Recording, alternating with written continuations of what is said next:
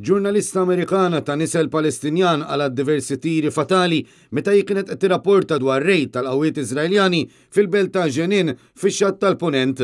Il-vittma ta' 51 sena jisimha Sherin Abu Waqla li kienet qed tħejji servizz għall-istazzjon Al Jazeera li hu bbażat fil-Qatar. Kelliem għal dan in-netwerk qalu li l-qtil tal-ġurnalista seħħ minħabba l-iskopijiet brutali ta' truppi Iżraeljani f'Ġenin. Fost rapporti li l-produttur tas servizz li kien ma' Abu Waqla spiċċa ferut fl-istess azzjoni. Iżrael qed jiġħad li truppi tiegħu qatlu lil ġurnalista.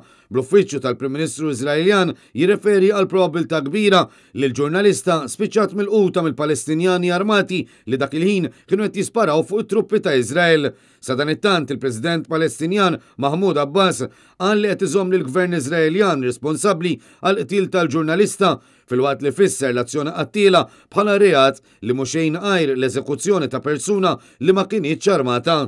Il-Gvern ta' Sri Lanka ħareġ lil qawwiet tas-sigurtà fit-toroq fost l-ordnijiet biex huma jisparaw fuq in-nies li jinqabdu jwettqu azzjonijiet vjolenti jew li jkunu qed jisirqu mill-istabilimenti fil-bliet tal-pajjiż.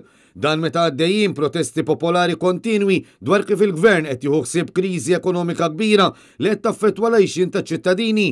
Minkejja li tħabbar kerfju fuq bażi nazzjonali, il-folol tan-nies għat-tieni lejl konsekuttiv taw in-nar lil ħwienet rib il-belt kapitali Colombo kif ukoll il-riżort li proprjetà ta' Iben l-eks Prim Ministru ta' Sri Lanka. L-eks Prim Ministru fil-preżent jinsab f'bażi militari wara li riżenja tnejn li għadda fost ir-rabja tal-poplu dwar in-nuqqasijiet tal-ikel u l-fjuwil fuq bażi nazzjonali.